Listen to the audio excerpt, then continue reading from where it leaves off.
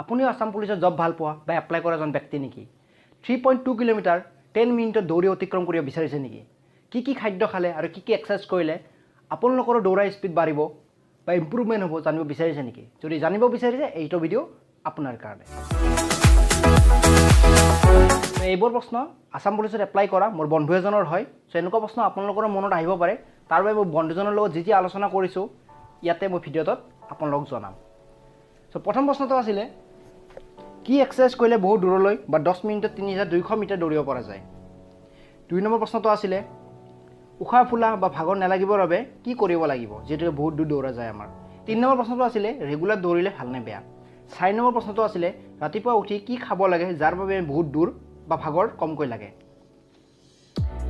পাঁচ নম্বৰ প্ৰশ্নটো আছিল এক্সামৰ দিনা মানে আপোনাৰ ফিজিক্যাল টেষ্টৰ দিনা দৌৰাৰ আগত কি খাম আৰু দৌৰাৰ পাছত কি খাম ছয় নম্বৰ প্ৰশ্নটো আছিল কি টেকনিক ব্যৱহাৰ কৰিলে ৰানিং ইমপ্ৰুভমেন্ট হ'ব যাৰ বাবে আমি বহুত দূৰলৈকে ভাগৰ নালাগাকৈ দৌৰিব পাৰিম আৰু কম সময়ত দৌৰিব পাৰিম নমস্কাৰ মই কুশল গোস্বামী ফিটনেছ ট্ৰেইনাৰ স্বাগত জনাইছো সকলোকে মোৰ চেনেললৈকে সো আসাম পুলিচৰ বাবে হাজাৰ হাজাৰ ল'ৰাই এপ্লাই কৰিছে হাজাৰ হাজাৰ ল'ৰাই প্ৰেক্টিছ কৰি আছে তো তাৰে ভিতৰত আপুনিও নিশ্চয় প্ৰেক্টিছ কৰি আছে সো আপোনাৰো ইমপ্ৰুভমেন্ট হ'ব লাগিব আপোনাৰো এক্সেলেন্ট পইণ্ট এচিভ কৰিব লাগিব যাৰ বাবে আপোনাৰ সিলেকশ্যন হয় কাৰণ এইবিলাক হাজাৰ হাজাৰ ল'ৰাৰ সো সিলেকশ্যন বহুত কমৰে হ'ব সো আপুনিও এক্সেলেন্ট পাব লাগিব এক্সেলেন্ট হ'ব লাগিব দৌৰাৰ ইমপ্ৰুভমেন্ট কৰিব লাগিব ৰানিং কোৱালিটি ভাল কৰিব লাগিব মাসুলৰ কোৱালিটি ভাল কৰিব লাগিব ফ্লেক্সিবিলিটি ভাল কৰিব লাগিব সো আপোনালোকে এইটো ভিডিওৰ দ্বাৰা নিশ্চয় আপোনালোকৰ ইমপ্ৰুভমেন্ট ভালদৰে কৰিব পাৰিব যেটো গোল এচিভ কৰিব পৰা নাছিলে এইটো ভিডিওৰ দ্বাৰা আপোনালোকে গোল এচিভ কৰিব পাৰিব বন্ধুজনৰ লগত যি এক্সাৰসাইজ কৰিছো হেবিলা আপোনালোকক মই দেখাই আছো সো প্ৰথমতে আমি প্ৰথম কোৱেশ্চনটো যেটো আছিল কি এক্সাৰসাইজ কৰিলে বহুত দূৰলৈকে দৌৰিব পৰা যায়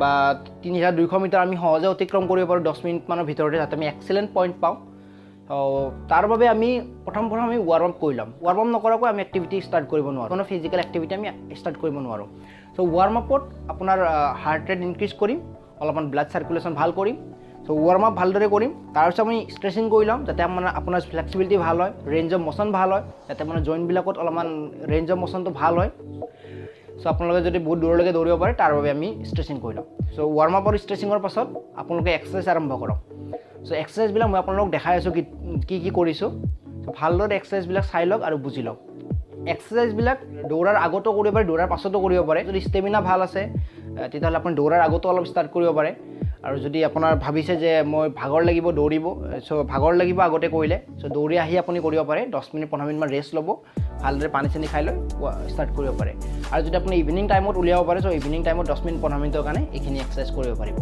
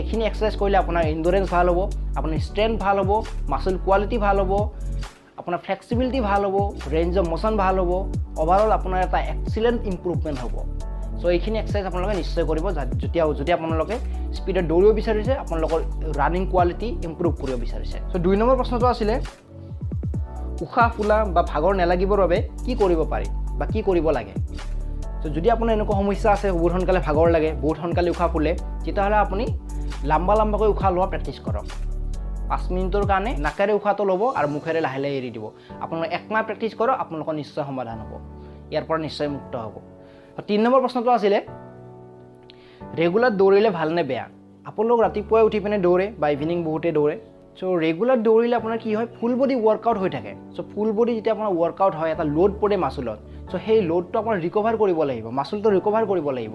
তো তাৰ বাবে আপোনালোকে এদিন ৰেষ্ট দিয়ক। এসপ্তাহত 6 দিন ৰানিং কৰক, দৌৰক, আৰু এদিন আপোনালোকে ৰেষ্ট দিয়ক, সিদিনা লাগিলে ষ্ট্ৰেচিং কৰি লওক। কাৰণ মাছলৰ ৰিকভাৰী হ'লে আপোনালোকৰ মাছলৰ কোৱালিটি বাঢ়িব, মাছলৰ কোৱালিটি বাঢ়িলে আপোনালোকৰ ষ্ট্ৰেংথ ষ্টেমিনা বাঢ়িব, যাৰ বাবে আপোনালোকে দূৰলৈকে দৌৰিব পাৰিব। সো তাৰ বাবে এদিন ৰেষ্ট দিয়ক, তাতে আপোনাৰ মাছলৰ ৰিকভাৰী হয় ভালদৰে। 4 নম্বৰ প্ৰশ্নটো আছিলে ৰাতিপুৱা উঠি কি খাব লাগে যাৰ বাবে বহুত দূৰ দৌৰিব পাৰি। সো ৰাতিপুৱা উঠি আপোনালোকৰ টাইম খুব কম থাকে, কিছুমানে হয়তো ইভিনিঙত ৰানিং কৰে। সো ৰাতিপুৱা উঠি আপোনালোকে প্ৰথমতে পানী খাব লাগিব। সো পানীত আপোনালোকে ধুনীয়াকৈ হানি মিক্স কৰক, মৌ মিক্স কৰক, আৰু মিক্স কৰি পিনে সেইখিনি পানী খাওক। সো আপোনাৰ হানি এইকাৰণে দিছোঁ যাতে আপোনাৰ এটা এনাৰ্জি লেভেল ইনক্ৰিজ হয় আৰু বহুত দূৰলৈকে দৌৰিব পাৰে। কাৰণ আপুনি গোটেই ৰাতি আপুনি একো নোখোৱাকৈ থাকে, চ' বডিৰ এটা এনাৰ্জিৰ প্ৰয়োজন, সেই এনাৰ্জিৰ কাৰণে আপোনালোকে হানি এড কৰিব পাৰে।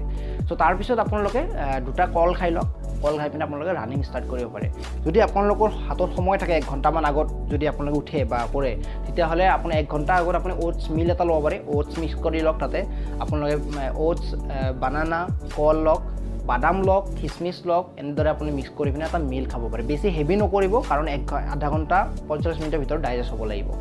চ' কমকৈ খাওক অলপমান, আৰু ভালদৰে ফ্ৰেছ হৈ পিনে ৰানিং কৰিব। কাৰণ যেতিয়া আপোনাৰ ফ্ৰেছনেছটো লাগিব বডিত, তেতিয়া আপোনালোকৰ পেট খালী হ'ব, তেতিয়াহে আপোনালোকৰ দৌৰাৰ কোৱালিটিটো ভাল হ'ব, ভালদৰে দৌৰিব পাৰিব। আৰু আপোনালোকক মই ক'ম ইয়াতে, যদি আপোনালোকে ফিজিকেলি ফিট হৈছে, চ' ফিজিকেলি ফিট হ'বৰ কাৰণে আপুনি মেণ্টেলি ফিট হ'ব লাগিব। তাৰ বাবে লাগিলে অলপমান ৰাতিপুৱা সময়ত ধ্যান কৰক বা য়োগা কৰক 10 মিনিট 15 মিনিটৰ কাৰণে, যাতে আপোনাৰ ইনাৰ যিটো পাৱাৰফুল, যিটো আপোনাৰ উইল পাৱাৰটো যাতে ইনক্ৰিজ হয়, যাতে আপোনাৰ মনৰ শক্তিটো বৃদ্ধি হয়। তাৰ বাবে 5 নম্বৰ প্ৰশ্নটো আছিলে এক্সামৰ দিনা দৌৰাৰ আগত কি খাম। মানে আপোনাৰ ফিজিকেল যিদিনা এক্সাম থাকিব, যোনটো আপোনাৰ টেষ্ট থাকিব, ফিজিকেল টেষ্ট, সিদিনা আপুনি দৌৰাৰ আগত কি খাব আৰু দৌৰাৰ পাছত কি খাব, সেইটো আছিলে। চ' দৌৰাৰ আগত আপোনালোকে 10 মিনিটমান আগত, 10 মিনিট 15 মিনিট আগত এটা কফি লওক। কফিত জাষ্ট আপুনি পানী, গৰম পানী, কুহুমীয়া পানী, যদি নৰ্মেল পানী হয় নৰ্মেল পানী, আৰু কফি মিক্স কৰক অলপমান, আৰু সেইখিনি আপোনালোকে খাই দিয়ক। কাৰণ কফিত থাকে আপোনাৰ এটা এনাৰ্জি থাকে, আৰু এটা কনচেনট্ৰেশ্যন যাতে আপোনালোকৰ দৌৰাত হৈ থাকে, ফ'কাছ যাতে হৈ থাকে, তাৰ বাবে আপুনি কফি লোৱাটো ভাল। চ' দৌৰাৰ পাছত আপোনালোকৰ বডি ডিহাইড্ৰেট হ'ব পাৰে, এনাৰ্জি লছ হ'ব পাৰে, নিশ্চয় হ'ব। এনাৰ্জিটো যাতে আপোনাৰ ৰিটাৰ্ণ আহে, তাৰ বাবে আপুনি গ্লুকন ডি এড কৰিব পাৰে। তাৰপিছত তাৰ খিচমিচ, কল, যিকোনো এটা ইনষ্টেণ্ট এনাৰ্জি পোৱা বস্তু আপোনালোকে এড কৰিব পাৰে। বহুতে ৰেড বুল প্ৰিফাৰ কৰে, চ' ইমান ৰেড বুল আপুনি ল'লেও ল'ব পাৰে, নতুবা আপোনাৰ লগত বহুত বেলেগ অপশ্যনো আছে। তাৰপাছত আমি আলোচনা কৰিম কি টেকনিক ব্যৱহাৰ কৰিলে ৰানিং ইম্প্ৰুভমেণ্ট হ'ব। চ' কিছুমান টিপছ আপোনালোকক মই দিব বিচাৰিম, যাৰ বাবে আপোনালোকৰ ৰানিং ইম্প্ৰুভমেণ্ট হয়। চ' ৰানিঙত যাতে কোৱালিটিটো ভাল হয়, 100 মিটাৰ বা 200 মিটাৰ থাকে অতিক্ৰম কৰিব, তেতিয়া আপোনালোকে ভৰিৰ যিটো জোতাৰ আগৰ খণ্ড থাকে, ওপৰ অংশৰে দৌৰা ষ্টাৰ্ট কৰক, যাতে আপোনালোকৰ স্পীডটো ইনক্ৰিজ হয়। মই আপোনালোকক দেখাই দিছোঁ কেনেদৰে দৌৰিব লাগে। চ' তেনেদৰে আপোনাৰ জোতাৰ ওপৰৰ খণ্ডৰে ব্যৱহাৰ কৰক। সেই জোতাৰ ওপৰৰ খণ্ড যেতিয়া ব্যৱহাৰ কৰিব, আপুনি জাষ্ট 100 মিটাৰ বা 200 মিটাৰ দূৰৰ পৰাহে এইটো কৰিব, যেতিয়া বাকী থাকে, কাৰণ তাৰে আগৰ পৰা কৰিলে বহুত ভাগৰি যাব। চ' জোতাৰ ওপৰৰ খণ্ড যেতিয়া ব্যৱহাৰ কৰিব, আপোনালোকৰ স্পীড বহুত ইনক্ৰিজ হ'ব। তাৰপিছত আপোনালোকে যেতিয়া জোতাযোৰ ব্যৱহাৰ কৰিব, অলপমান লাইট ল'ব, পাতল ল'ব জোতাযোৰ, যাতে আপোনালোকৰ বেছি হেভি ফিল নকৰে, আৰু অধিক টাইট নল'ব। টাইট ল'লে আপোনাৰ ব্লাড চাৰ্কুলেশ্যন ভাল নহ'ব, আপোনালোকে দৌৰাত ফ'কাছ কৰিব নোৱাৰিব। হাতৰ মুভমেণ্টটো যাতে আপোনালোকৰ স্পীড হয়, কাৰণ হাতৰ মুভমেণ্টটো ভাল হ'ব লাগিব। আপোনাৰ মুভমেণ্ট ভাল হ'লেহে আপোনালোকে স্পীডত দৌৰিব পাৰিব। চ' প্ৰেক্টিছ কৰিব যাতে হাতৰ মুভমেণ্টটো বেছি স্পীডত কৰিব পাৰে, যাতে ভালদৰে কৰিব পাৰে। হাতৰ মুভমেণ্ট যেতিয়া আপোনাৰ ইনক্ৰিজ হ'ব, হাতৰ মুভমেণ্ট যেতিয়া আপোনাৰ স্পীড ইনক্ৰিজ হ'ব, আপোনালোকে দৌৰাটো স্পীড পাব। যেতিয়া আপোনালোকে ৰানিং কৰিব, দাঁত কামুৰি নাথাকিব বা বেছি লুজ হৈ নাথাকিব, ষ্ট্ৰেট থাকিব। দাঁত কামুৰি থাকিলে আপোনালোকে ভাগৰি যাব পাৰে, চ' দাঁত কামুৰিব নালাগে। ভালদৰে লাহে লাহে দৌৰিলেই হ'ল প্ৰথম অৱস্থাত। আৰু যেতিয়া প্ৰথমতে আপুনি ষ্টাৰ্টিং লাহেৰ পৰা কৰিব, অভাৰ নকৰিব, বহুত স্পীডত দৌৰিলে প্ৰথমৰ পৰা, কাৰণ আপুনি বহুত দূৰলৈকে দৌৰিব নোৱাৰিব। চ' প্ৰথমতে আপোনালোকে টেকনিক ইউজ কৰি পিনে অলপমান লাহে লাহে, যাতে আপোনাৰ এনাৰ্জিটো ভিতৰত থাকে, সেই হিচাপত দৌৰিব। আৰু যেতিয়া আপোনাৰ লক্ষ্যস্থানৰ ওচৰত আহে, তেতিয়া আপোনালোকে স্পীডটো বঢ়াই দিব। চ' এইখিনিয়ে আছিলে যিসকলে আছাম পুলিচত বা সেনা বিভাগত নামভৰ্তি কৰিছে বা ফিজিকেল টেষ্টৰ কাৰণে প্ৰিপেয়াৰ হৈ আছে। চ' মই এইখিনি কথা আপোনালোক সকলোকে জনাইছোঁ, যাতে ভালদৰে এক্সেলেণ্ট পইণ্ট যাতে লৈ আহে, কাৰণ বহুতে দৌৰিব, তাৰে মাজত আপুনি বেষ্ট হ'ব লাগিব। মোৰ ভিডিঅ' চাই পিনে অলপো আপোনালোকৰ ভাল লাগিছে, তেতিয়াহ'লে ছাবস্ক্ৰাইব কৰিব, শ্বেয়াৰ কৰিব, আৰু কমেণ্ট কৰি জনাব কি জানিব বিচাৰিছে।